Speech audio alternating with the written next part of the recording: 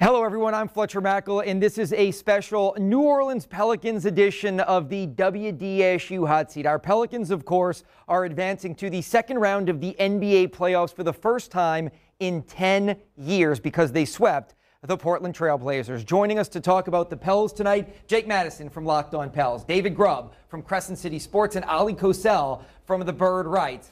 This is just where we thought we'd be, right? Pelicans sweep, advancing to the second round. Anybody just start. Jake, you start. How surprising was the sweep? The sweep was surprising. Winning the series was not necessarily surprising, though it was a 6-3 matchup. The Portland Trail Blazers only won one more game against New Orleans. They matched up fairly well during the regular season, going 2-2 against each other. And New Orleans, frankly, has the best player in the series in Anthony Davis. That will get you very far. The fact was how dominant the victories were, winning 4-0 in this series with a defensive game plan that was executed perfectly. Other than that, there's not much else you can really say. Yeah, I would say that, honestly, everybody, Fletch, overlooked one thing, and that's how hot the Pelicans were playing. They've been peaking. Everybody looked at that 10-game winning streak, but since that time, everybody kind of looked at that 4-game losing streak, how they barely made in the playoffs. But you know what? They're now on a 9-game winning streak. They came in hot, and that lineup, that starting lineup, and I've been writing about, talking about, when Mirotic entered that lineup, they've been a buzzsaw. They have ripped through everybody, including the Golden State Warriors, who we're about to face, probably. Yeah, and I think the biggest thing has been the Pelicans' defense, and we saw that throughout this series. The ability of Darren Erman to create a plan to specifically address Damian Lillard, take him completely out of the game and out of his rhythm. That was something that we didn't expect necessarily. We thought Lillard maybe would have some explosive games over the course of the series. I mean, I think we all predicted that the Pelicans would win. But yes, a sweep was surprising, but I don't think making it to the second round is as surprising as maybe national folks thought. No, he makes a really good point about the defensive game plan, and this coaching staff that's been much maligned during times, and some of it fair and unfair, came up with a game plan. They had time to, prepare for the Portland Trail Blazers, and it shows you that in the playoffs, where instead of going game to game against different opponents, now you're prepping for 4 to 7 games. You can come up with a way to stop them, and we're going to all be very curious, I'm sure, to see what's going to be coming up in the next round. Yeah, obviously, Darren Erman has become a hot name with coaching vacancies. The Pelicans' defensive coordinator, Drew Holiday, called him a defensive mastermind. Less than 2 weeks ago, we were talking about the Pelicans as a fringe playoff team, that if they go to the West Coast at the end of the regular season, they could lose those games and miss the playoffs. Now we're talking about them as a championship dark horse contender. Is that fair, or does the rubber meet the road if and when they face the Golden State Warriors? Golden State leads the series with the Spurs 3-1. I think everybody believes Golden State will advance, and it will be the defending champs versus the Pelicans. Is this a legit series, David, or is this going to be Golden State kind of putting New Orleans in their place, so to say? Golden State should be the favorite. I mean, based on who they are, they're the defending champions. They have 2 future Hall of Famers and 5 All-Stars at some point or another. They should be the favorite. I don't think this will be an easy series for Golden State. I think the Pelicans, the one thing that they've shown throughout the season is that they don't back down from competition. And with the Warriors, you have to be consistently in their face. You have to be like the Spurs today in that win. They were very aggressive, they were physical, and they stayed with their game plan. When the Pelicans do that, when they don't freelance, when they don't get out of what they've decided to do, they are extremely difficult to beat. I think this is a series that goes longer than people expect. I think the Pelicans can win on the road as well as any team in this league, and they've discovered, as of late, how to play much better at home. Anybody else? Yeah, my initial impressions, Fletch, honestly, this team is a lot more comparable to the Golden State Warriors and where they match up well. You've got Kevin Durant on one side. We've got Anthony Davis. Now, what we've learned this series, and honestly, probably over the last month and a half, 2 months, is Drew Holiday is honestly kind of knocking on that door of stardom. He averaged about 28 points against Portland Trail Blazers and locked down defensively both Damian Lillard, C.J. McCollum. So he's coming into these games, especially the second round, in top form, basically. And, of course, you've got Rajon Rondo. You need that director. When the playoffs get hard, when the lights get bright, players tend to seize up. So you need to have somebody that's been there before. I honestly think that Rondo's really going to help our team make sure they avoid those, speed bumps that they've had in the past against, top teams, or whether it's been in the playoffs, they haven't been able to perform. I don't think they'll have those lapses anymore. No, and we've seen that the Golden State Warriors can be a little bit vulnerable when Steph Curry isn't in the lineup or when he's not fully healthy. Look to the playoffs last year, though. They swept Portland in the first round. They were without Curry, and at times those games were much closer than anyone expected to do that. Now you've got a fully healthy New Orleans team playing at some of the highest level we've seen. You've got a defensive stopper in Jrue Holiday who can take out some of the better wing players in the league, the backcourt. I think that's going to go a long way. Look, New Orleans doesn't need to win this series to have a good season. I think you're almost playing a little bit with house money at this point. But if you can make this competitive, you send a message to the league, you send a message to free agents this coming off season, and you have something to really build on towards next year. And the test, the test, I think, for the Pelicans, the biggest test would be their depth.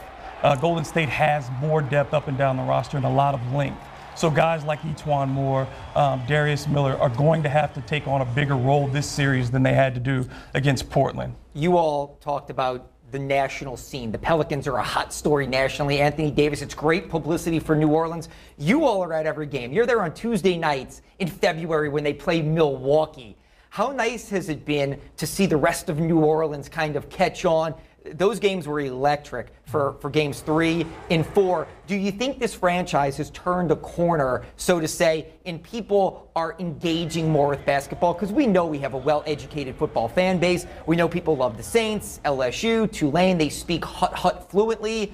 Is basketball going to catch on and stick now, in your opinion? I think it is, Fletcher, on a rise. Nobody had that many expectations outside of possibly eking out a playoff appearance this season. They've definitely superseded that. 3 years ago, and I noticed you mentioned this on Twitter, the fact that 3 years ago the Pelicans were, this was 10 years ago when the Pelicans came in as a second seed and they were expected to perform well. So there's kind of that expectation factor. There wasn't, as much excitement raised during the playoff run. This season, completely different. They came in that first game, surprised the Portland by 2 points, and ever since then, it's kind of built upwards as to where now they honestly thrashed the Portland Trailblazers. Now everybody's left to their imaginations on what this team can possibly do. And Jake mentioned this online today too, just about, the first thing is always building a consistent winner. They have to do this repeatedly. Mm-hmm. If they fall back next year, if something were to occur, this is a town that just like any other, if you're not winning, they don't come. But this is a team that right now is perfectly constructed. They play an entertaining style of basketball. They have one of the elite talents in this league. And they also play in a way that they can be competitive against any team that they go up against. So there's not really a downside as a fan coming to the arena. What you want to see as an NBA fan, even as a casual fan, it's on display at the Smoothie King Center. Yeah, right now there's basketball fever in New Orleans. I think we all agree with that. But we have been here before. Back in 2015, they made the playoffs, lost in the first round against the Warriors, and then kind of came out a little bit flat the next season. It takes more than 1 year, one 10-game winning streak, one playoff series to build fans for life. But you're seeing a great foundation laid right now. There's fans at French Quarter Fest talking to each other and high-fiving each other that are complete strangers because they're wearing Pelicans gear. That's the type of thing you love to see. Yes, New Orleans is a football town, but it shows that basketball can exist on a level footing here given a consistent winner. I think people think I'm crazy when I say it. I think Anthony Davis has a chance to do for basketball in New Orleans what Peyton Manning did for football in Indianapolis. When Peyton went there 20 years ago, that's Hoosiers country, that's hardcore basketball, that's hardcore motorsports. He made football #1 in Indianapolis. I really think Anthony Davis can do something special if they have consistent winning. Let's look at the men who are responsible for this. Dell Demps got a second chance. Mm-hmm. He's been on the hot seat for years. Every move he made this year, Rondo, Miller, everything he did, trading for Mirotic, it seems like Ian Clark was the right move. Obviously, he's going to be retained. Do you think he gets an extension, just like Alvin Gentry gets an extension, to continue leading this franchise? I think the answer across the board is yes, but are you happy for him, and do you think he has learned from maybe the error of his past ways? Yeah, I don't think you ever wish, ill will on anybody. You want the franchise to be successful. And Dell has done a great job this year. Alvin has done a great job this year. I think they both recognized where there were some shortcomings. Alvin has done it over the last years, first by getting Darren Erman to correct the defensive issues that they have, then bringing Chris Finch in to work in and integrate Boogie Cousins into the offense a little bit better. So they've done a great job in developing themselves and developing this team. They should be here. They've earned that at least for the next couple of years to see if they can build on what they've done this year. I think this franchise needs stability. which it hasn't had over the last decade or so. It needs leadership that has a vision and a direction, and I think we're finally starting to see that. We're seeing what Alvin Gentry, and he mentioned that in the postgame yesterday. This is what he envisioned his team being when he got here. So for all the criticism of Dell Demps, and some of it, again, is fair and unfair, the main one being some of the big moves he's made, the free agent signings that he's brought in, one of the things he's always been greatest at is kind of tooling the edges of the roster and bringing in those fringe guys, the borderline NBA players or not, and getting the right ones that then turn into pretty solid players. You look at Emeka Okafor this year, getting Ian Clark on the cheap, and we've seen it in years past, the last playoff run they made, getting Pondexter in the trade and making those type of moves that really help them stay in contention. That's exactly what you need at the helm going forward for a team that's not going to have a lot of cap space, that's going to have limited assets to work with. That's the type of guy you want to run this franchise right now. Look, and one thing we've got to give Dell Demps credit for is he's never truly been able to see his vision through. You know why? Injuries. They've always ravaged this lineup, honestly, this roster. Every addition, it seems like. So outside of that 2014 bid, then Alvin Gentry comes into town. They were hit with injuries up and down the board. And finally, for some reason, they were able to move past it, where they kept their stars healthy.